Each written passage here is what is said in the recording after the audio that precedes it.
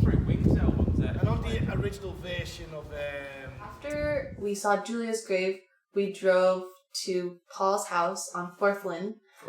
As seen on Carpool Karaoke. Karaoke. It was there that we actually met up with the Americans. So what happened was we dropped them off at Mendips. They did the tour, and then they got on the National Trust bus, went to Paul's, and then we picked them up at Paul's, if that makes sense. That's not what happened. It's not? No. Oh, what happened? Because we went to Tesco. We went to Tesco first? Because remember they weren't... No, they came with us to Tesco. He dropped us off, and then he took them, and then he came back with us. Then we switched. He said she said's already started. Okay. This was like 2 months ago. Okay.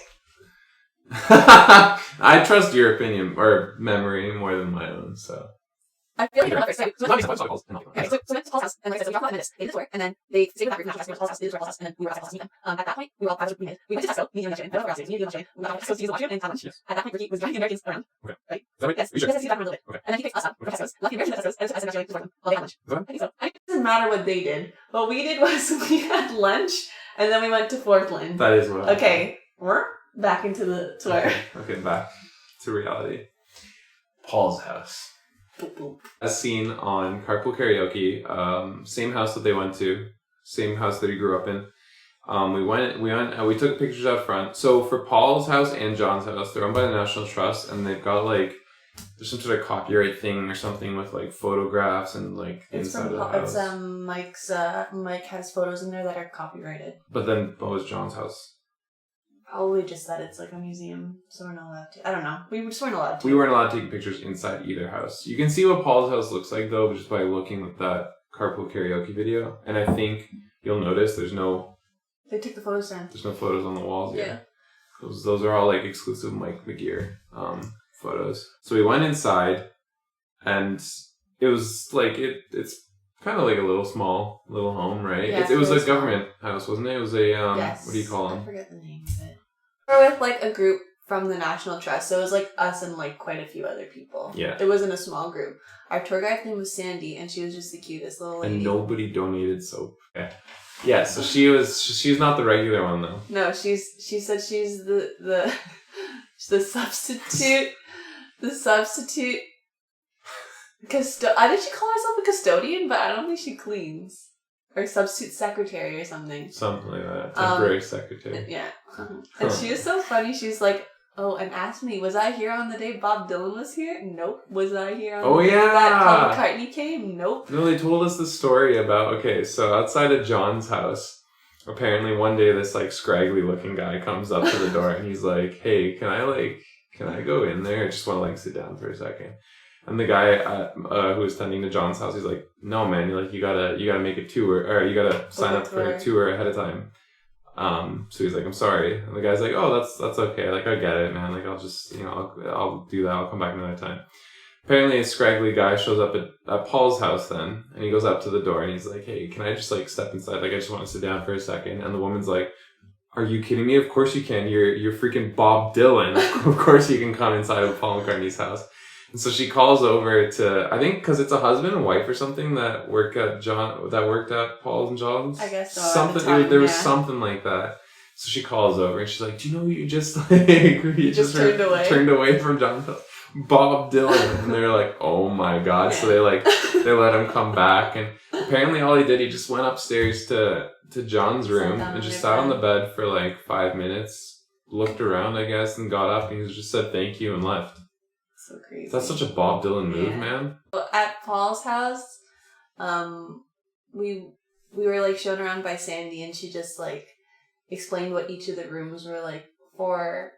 So there was like you could see it in Carpool Karaoke. Yeah, you can kind of follow our tour if you like open that. So they one had up. like the like sitting room, and then they had all the wallpaper.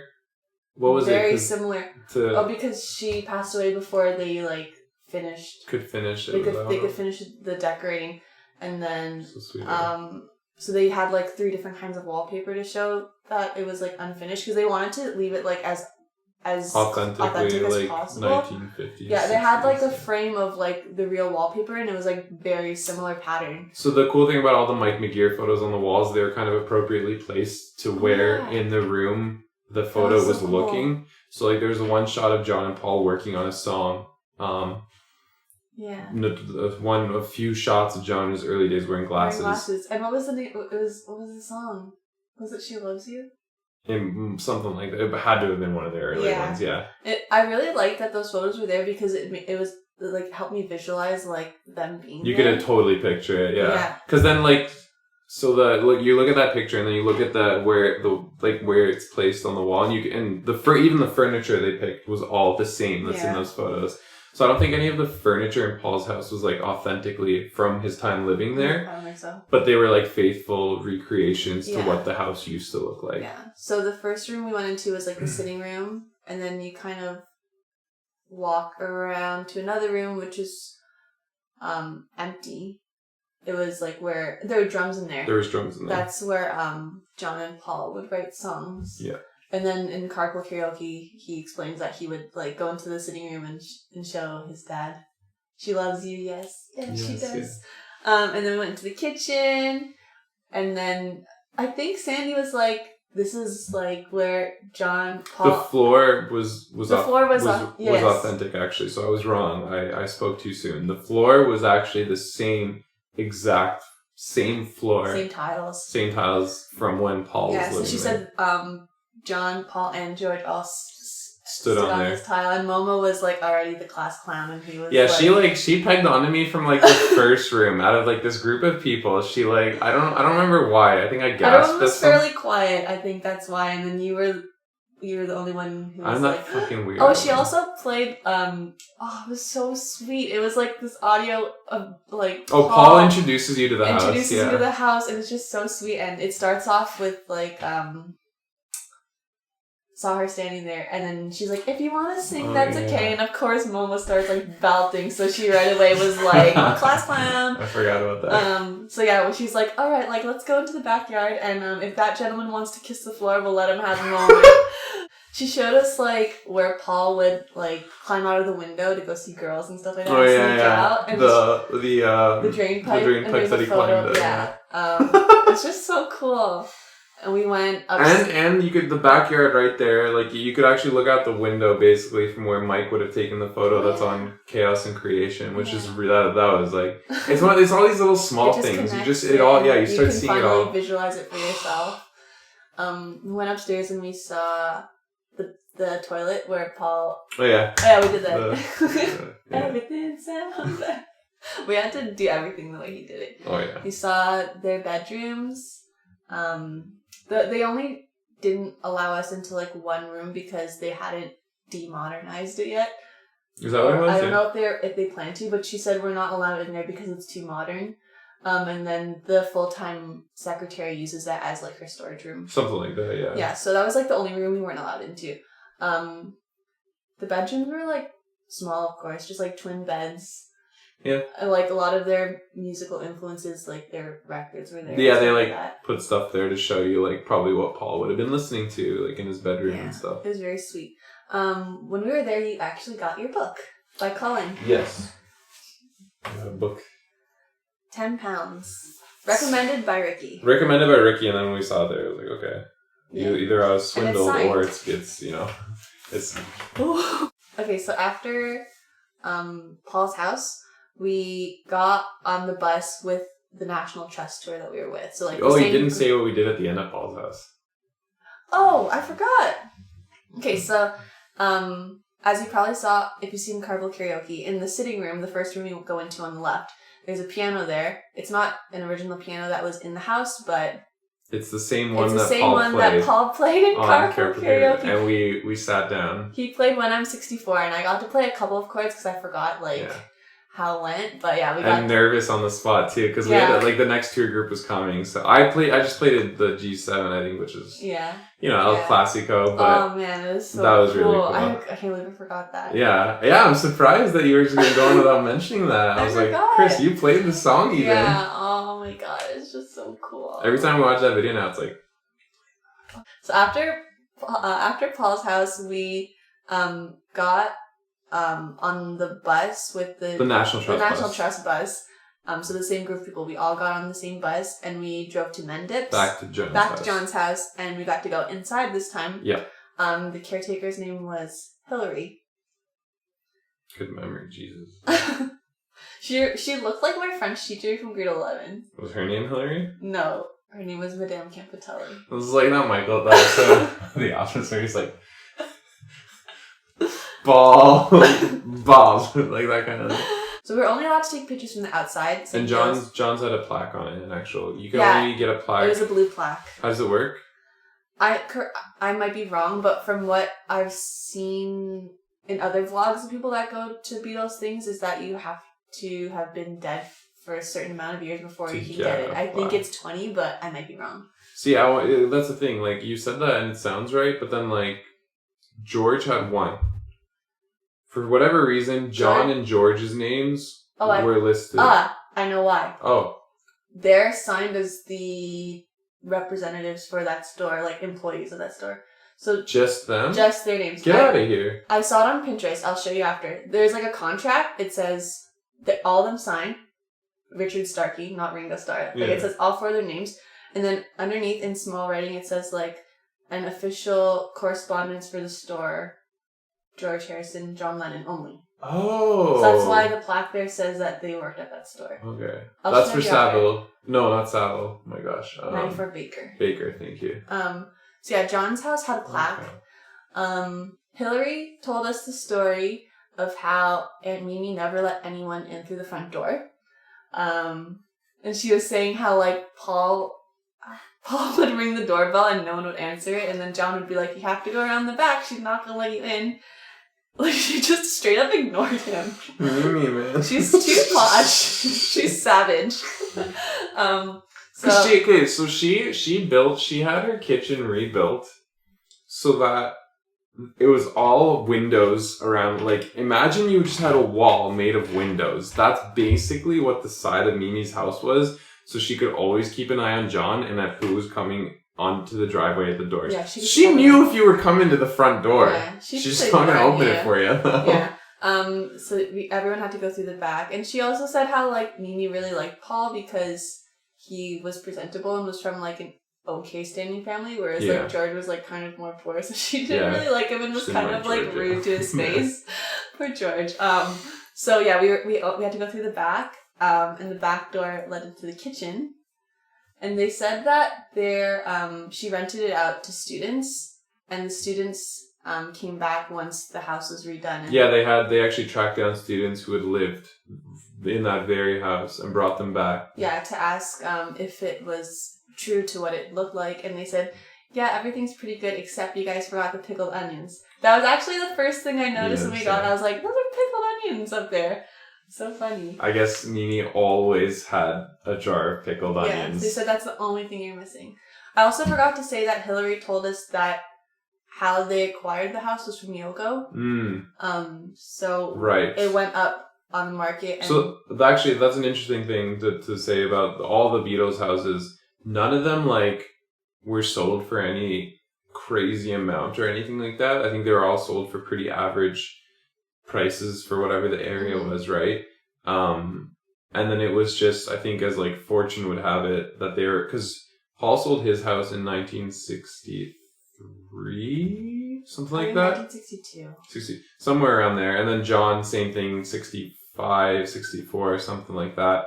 So those houses belonged to other people for a long time. Just everyday run of the mill, and nothing crazy. Not Beatle maniacs who bought the houses and sniffed all the furniture. Just normal people who needed a house. So that's how. Right. Yeah, Yoko. But Yoko bought it under an anonymous name. Yeah. I think to get it at normal. Yeah, because Ricky was testing us. He's like, "How much do you think she bought it for him?" We're all "Oh man, £3 million, at least." And he was like, "I think he said £50,000." Something crazy. Something crazy cheap because she bought it under another name.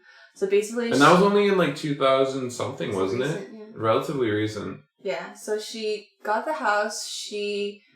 The government didn't know what she was doing with it either. She bought it and she she knew what they had done at Forthlin for Paul's house, and she said she wanted to do something similar. So she recreated it, basically. With her own money. With her own money. She did all the restoration and like recreation of John's house to make it as faithful to the original. My idea, honestly, is that like she probably cared like too much to... I know that the National Trust obviously did a great job with Paul's house, but I guess because she obviously has such a personal connection, my guess would have been that she wanted to take it upon herself and really make sure that everything was faithful for like John's legacy and then she just... When she was done, she just handed the keys over. To them. That's literally just like that. She poured all that money into it and just gave them the keys.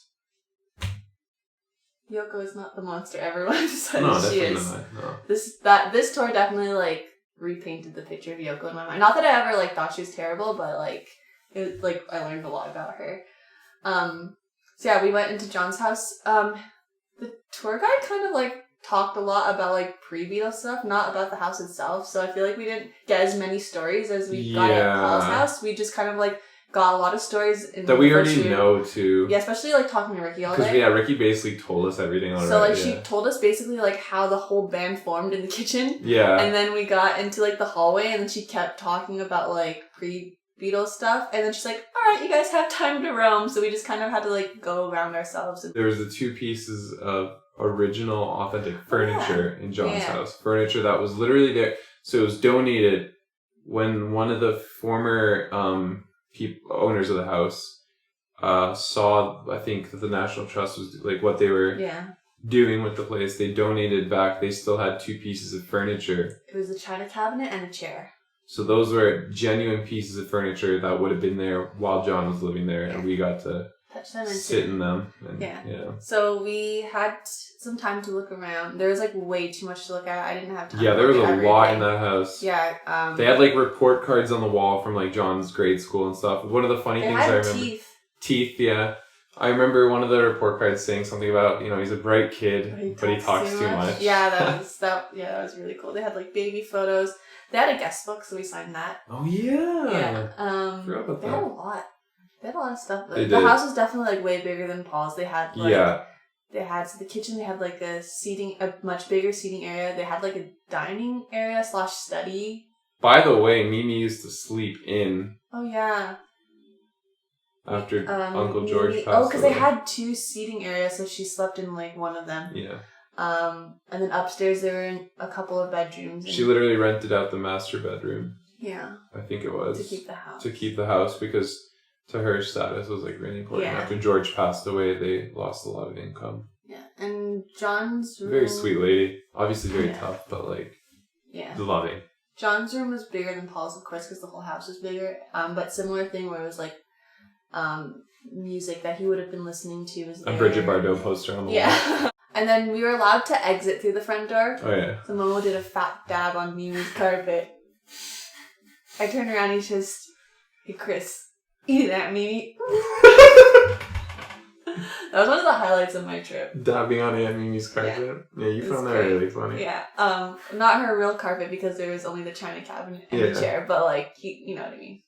The symbolism was the dab was for the spirit of Aunt Mimi. And then when we left the house through the front door, we were reunited with our original tour group. Yes. So the juggling act was over. We were able to continue the tour. The band was back together. So we got back into the black cab and we went to our next stop, which was the town. Drum roll, please, because we need time. He quickly stopped off at John's childhood school. Oh yeah, was that on the itinerary? I think it was. Okay. We are confused by the name because, like we said, a lot of the schools change names. Yeah, it had a different name for sure. It was like Clarkdale or Calderstones. Because that one also, I think that one used to be split by boys and girls, as many schools were before then, right? I think that one was the boys only school, but then today, I'm pretty sure it was just school. Fairly small school, and then Ricky showed us like where the detention room was and stuff like that. Then Momo asked how their community felt about the Beatles being such a big thing in Liverpool. Like, I've always wondered that. Did they find it kind of annoying that that's not all we're known for, kind of a thing? But they seem to just embrace it. Yeah, based on the stories that he told us, it seems like a prideful thing where they're just like, he told us like all the schoolboys arguing about like, no, I'm sitting in John Lennon's seat. No, I'm like sitting in John's seat. Like it seems like they're just totally proud of their of their boys. Yeah, so that was just a quick little stop.